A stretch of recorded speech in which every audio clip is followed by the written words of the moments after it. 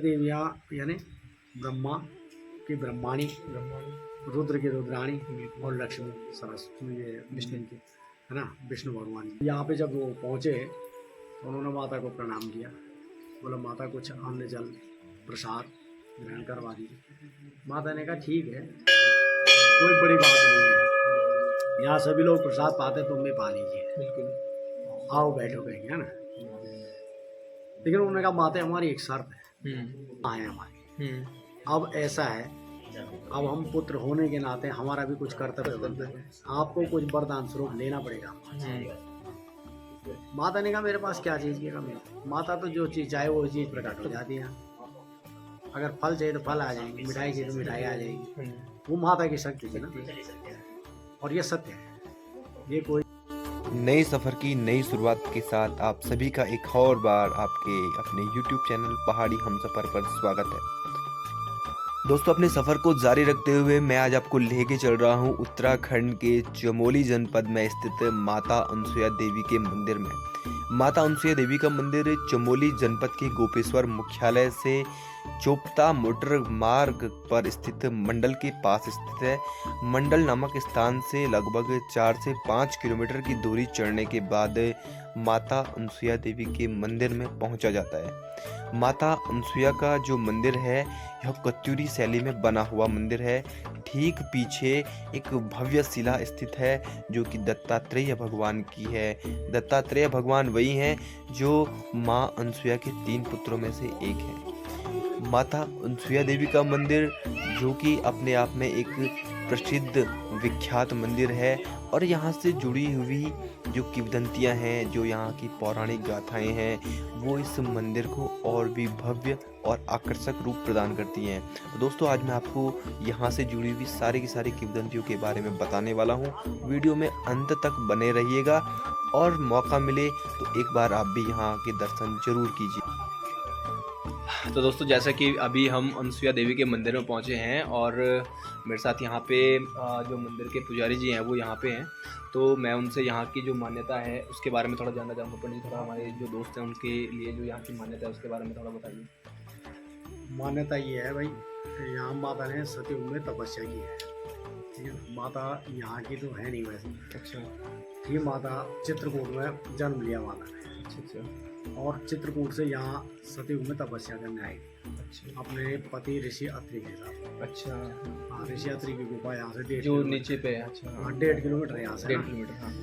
हाँ, तो ऋषि अत्रि ने बहुत घनघोर तपस्या की है। अच्छा। उनका क्या है कि जो उनकी तपस्या थी, उस तपस्या से पूरा ब्रह्मांड हिल गया था, इतनी घनघोर तपस्या। अच्छा। यानी जो ब्रह्मांड का जो तेज, जो प्रकाश, जो सब कुछ उनके अंदर समा गया। अच्छा। और उन्हीं की सेवा के लिए माता यहाँ आई। अच्छा। अच्छा। हाँ, तो माता ने यहाँ पर बैठ के तपस्या की। अच्छा, यहाँ पे बैठ के तपस्या। अच्छा। उनके लिए तो खैर कुछ नहीं था, वो सेकंड का फासला था। फासला था। हाँ। ऋषि अत्रि वहाँ पे, माता यहाँ, माता यहाँ पे है ना। वो तो पल में वहाँ, पल में यहाँ, पल में। तो अंतर्धान से क्षमता हाँ जी, जो आज असंभव है। असंभव। तो ये यहाँ की मान्यता। तो मान्यता नहीं, मान्यता तो इसकी बहुत कुछ है। जो इस तपस्या के बल से जो माता के अंदर जो है, जो इस तपस्या के बल से जो माता के अंदर जो सतीत्व और जो पतिव्रता धर्म था ना, उसकी वजह से जो शक्ति थी वो ब्रह्मांड में अतुलनीय थी। अच्छा। उनकी बराबर शक्ति किसी में थी, किसी में नहीं था। और ये सभी जानते थे। इसलिए क्या है, ब्रह्मांड में यानी स्वर्ग लोक में, देवताओं के देवलोक में ये हलचल मची थी कि माता जो है सबसे ज़्यादा शक्तिशाली है। तो ये तीनों देवियों को जब पता लगती है नारद जी के थ्रू, नारद जी तो तुम्हें पता ही है कि मीडिया के सबसे बड़े कर्मी थे, वो सब जगह पहुंच जाते थे, कहीं भी पहुंच जाते थे। अब उन्होंने ये सूचना, ये समाचार जो है त्रिदेवियों को बता दिया। त्रिदेवियों और त्रिदेवों को जब ये पता लगा तो त्रिदेवियाँ यानी ब्रह्मा की ब्रह्माणी, रुद्र की रुद्राणी और लक्ष्मी सरस्वती ये विष्णु की है ना, विष्णु भगवान की। तो इन तीनों में थोड़ा सा ईर्ष्या भाव उत्पन्न हो गया, जलन सी उत्पन्न हो गई कि मतलब ये हमसे ज़्यादा शक्तिशाली और हमसे बड़ा कौन हो सकता, हमसे सर्वश्रेष्ठ कौन हो सकता है। लेकिन नारद जी ने कहा नहीं, वही सर्वश्रेष्ठ है। अच्छा। अब ये बात थोड़ा सा उनको अच्छी नहीं लगी, मतलब अखर गई है कि हमसे भी ज़्यादा सर्वश्रेष्ठ है। तो उन्होंने फिर त्रिदेवों को कहा कि क्या ऐसा सत्य है? तो त्रिदेवों ने कहा भाई सत्य को स्वीकार करने में सबकी भलाई है, और ब्रह्मांड है, या अतुलनीय ब्रह्मांड है, इसमें कोई भी शक्ति कभी भी उत्पन्न हो सकती है, तो इसमें कोई आश्चर्य की बात तो है नहीं। लेकिन त्रिदेवियाँ कहाँ मानने वाली थी। उन्होंने कहा नहीं, इस बात को प्रमाणित किया जाए कि वो सर्वश्रेष्ठ सुंदरी है, सर्वश्रेष्ठ शक्तिशाली, मतलब शक्ति उनके अंदर है, पतिव्रता भी वो हैं, सती तो उनके अंदर है, ये सब प्रमाणित करके दिखाओ। अब त्रिदेवों के सामने तो धर्म संकट पैदा हो गया, क्या करें? अगर इनकी नहीं सुनते हैं तो फिर तो मुश्किल हो जाएगी। मुश्किल इस बात की हो जाएगी कि ये नाराज हो जाएंगे, इन्हें गुस्सा आ जाएगा हमारे ऊपर, है ना। फिर उन्होंने कहा चलो ठीक है, देखते हैं, कुछ सोचते हैं। फिर तीनों देवों ने मंत्रणा की कि शायद माता की परीक्षा का समय आ गया। उनका बिना परीक्षा लिए तो होना नहीं, पर वो माता है, माता की शक्ति तो अतुलनीय है ही, और हो सकता है कुछ भी हो परिणाम। तो चलो उन्होंने कहा चलते हैं। आ गए यहाँ पहुँचे। यहाँ माता अपनी दिनचर्या में संलग्न थी। तो त्रिदेव यहाँ पे आए, ब्राह्मण भिक्षुकर रूप धारण करके। उन्होंने कहा कि माता हमें भूख लगी है, कुछ अन्न प्रसाद मिलेगा? तो माता ने कहा यहाँ पे ये तो दिव्य स्थान पहले से ही रहा ना, यहाँ पे हम सारे देव लोग विचरण करते थे। ये क्योंकि इसकी जो नेचुरल ब्यूटी है वो उस समय पता नहीं कैसी रही होगी, आज ही इतना समय, इतना तो सही बात है। तब तो माता स्वयं थी, यहाँ कितनी शक्ति थी, है ना। तो उस यहाँ पे जब वो पहुँचे तो उन्होंने माता को प्रणाम किया, बोला माता कुछ अन्न जल प्रसाद ग्रहण करवा दी। माता ने कहा ठीक है, कोई बड़ी बात नहीं है, यहाँ सभी लोग प्रसाद पाते, तुम भी पा लीजिए, आओ बैठो कहीं, है ना। लेकिन उन्होंने कहा माता हमारी एक शर्त है, हमें आप नग्न अवस्था में भोजन कराएंगे। तो माता थोड़ा विस्मय में कि ऐसी इतना दुस्साहस कौन कर सकता है कि जो ये बोले कि नग्न अवस्था में। माता ने पति का स्मरण किया, उन्हें ये ज्ञात हो गया कि ये त्रिदेव है, ये कोई साधारण शक्ति नहीं है, ये असाधारण व्यक्तित्व जो है ये त्रिदेव है। वो मतलब उनकी वार्तालाप हो गई इतनी देर में। तो माता ने क्या किया, जो अभिमंत्रित जल था वो उनके ऊपर छिड़क गया। इनकी इच्छा भी पूरी करते हैं, उनके ऊपर छिड़क दिया तो 6 महीने के बालक जब बालक बन गए तो फिर उनके लिए पालने की व्यवस्था हुई, उन्हें स्तनपान कराए, जो प्रसाद उनका था उनको दे दिया गया। ठीक, जब ये सब हो गया उनको पालने में सुला दिया, काफ़ी समय बीत गया, वो आए नहीं, वापस ही नहीं आए। तो ब्रह्मांड में फिर हलचल मच गई भाई देवलोक में कि त्रिदेव कहाँ गए। तीनों माताएं बड़ी चिंता में डूब गए कहाँ, काफ़ी समय बीत गया। तो फिर नारद जी का आना होता है, नारद जी वहाँ फिर चले जाते हैं। फिर माताओं को देखते हैं, माताओं क्या बात है, आप बहुत चिंतित अवस्था में लग रहे हैं। उन्होंने कहा चिंता का कारण तो तुम ही है नारद। चलो माताओं मुझे क्षमा करना, मुझसे कोई अपराध हुआ है। अपराध ये है कि तुम ऐसे समाचार लेके आते। उन्होंने कहा तो माताओं घबराओ नहीं, चिंता करने की आवश्यकता नहीं है।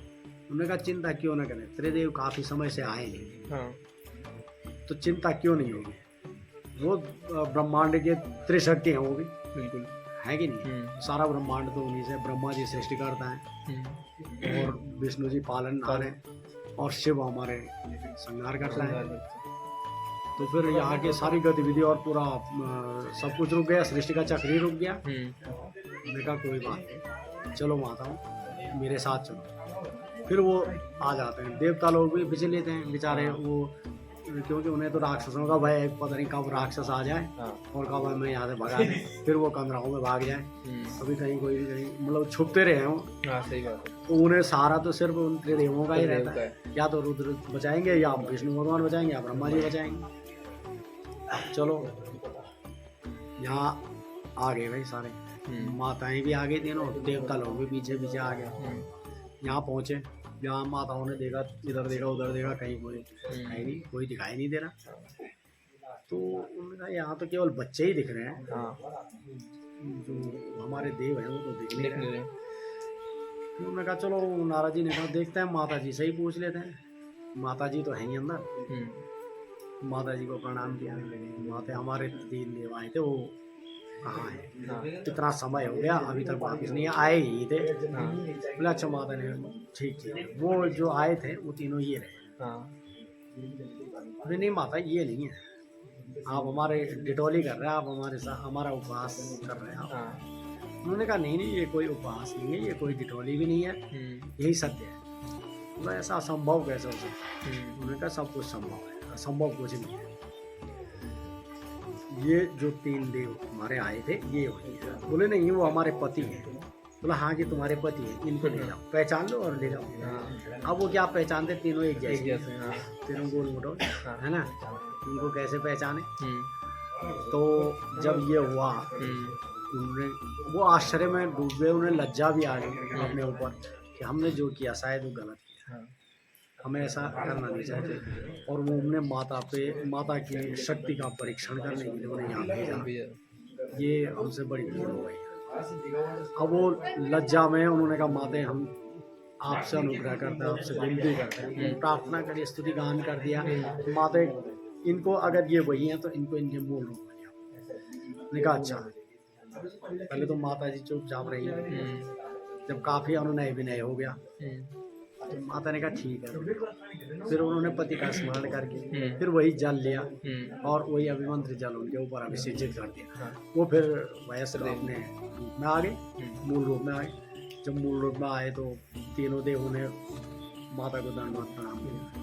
बोलो माते हम आपके पुत्र हैं और आपकी शक्ति के आगे हमारी शक्ति कुछ नहीं है, आप परम शक्तिशाली हैं, ये सत्य है। फिर भी हमें ये सब नाटक करना पड़ा, और वो नाटक इसलिए करना पड़ा इनको कैसे समझाना, इन त्रिदेवियों को कैसे समझाना, इन्हें नहीं समझाया जा सकता क्योंकि ये ब्रह्मांड की त्रिशक्तियाँ ये भी ये हैं ही सर्वश्रेष्ठ, लेकिन ये अपने आप को मान रहे थे, पर इनको कैसे हम समझाते। तो माता ने कहा ठीक कोई बात नहीं। फिर माता को उन्होंने कहा कि माता आपके पुत्र तो हम हैं ही, ठीक, हमारा भोजन प्रसाद भी हमें मिला, आप माँ हैं हमारी। अब ऐसा है, अब हम पुत्र होने के नाते हमारा भी कुछ कर्तव्य बनता है, आपको कुछ वरदान स्वरूप लेना पड़ेगा। माता ने कहा मेरे पास क्या चीज़ की कमी है? माता तो जो चीज़ चाहे वो चीज़ प्रकट हो जाती है, अगर फल चाहिए तो फल आ जाएंगे, मिठाई चाहिए तो मिठाई आ जाएगी, वो माता की शक्ति थी ना। और ये सत्य है, ये कोई झूठ नहीं है, ये सारा सत्य है। इसका प्रमाण भी अब बताता हूँ आगे। अब उसके बाद चलो माता ने कहा ठीक है, अगर तुम्हारी यही इच्छा है तो तुम्हें मेरे तेरे शक्ति को एक शक्ति बनकर मेरे गर्भ से उत्पन्न होना है,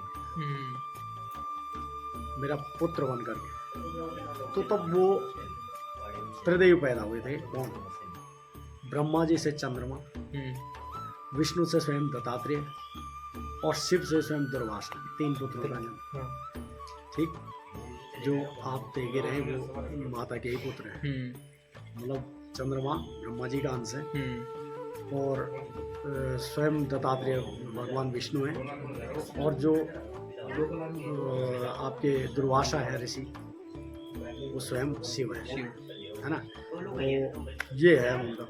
दूसरा क्या वरदान मिला माता को कि अगर कोई दंपति जिनके विवाह हुए काफ़ी टाइम हो जाता है, काफ़ी समय बीत जाता है और संतति नहीं होती है, वो आपकी शरण में यदि शरणागत होते हैं तो उनको जो है आपके दर्शन मात्र से या यहाँ जो एक रात में रुकता है उसको आप उसका मतलब संतति प्राप्त हो जाएगी, ऐसा वरदान उन्होंने दिया था। तो तब से और आज तक हमारे पूर्वजों से लेकर हम तक लाखों लोग इस चीज़ का फ़ायदा उठा सकते हैं। और हमने यहाँ 20-20 साल 25-25 साल तक के महिलाओं को बैठते हुए देखा जिनको रत्न मिला है। अच्छा। पुत्र रत्न हो या पुत्री रत्न हो, किसी को दोनों ही मिले हैं, ठीक है। जिनकी पुत्रियां पहले से हैं उनको पुत्र भी मिले हैं, और ये सत्य प्रमाणित हुआ है। यहाँ पर कई डॉक्टर्स भी आते हैं, उनको कहते हैं यहाँ पर साइंस बिल्कुल ठीक है, यहाँ पर विज्ञान साइंस की चलती नहीं, वो डॉक्टरी भी चलती नहीं। डॉक्टर तो अपनी किताब लेके भी यहाँ आए हुए हैं, पूजा पाठ में रखी हुई है उन्होंने सामने। हमारे भाई बंधु सब जो पूजा करते हैं उनके, मतलब ये हमारा अनुभव है, सही बात। यहाँ पर हुआ है।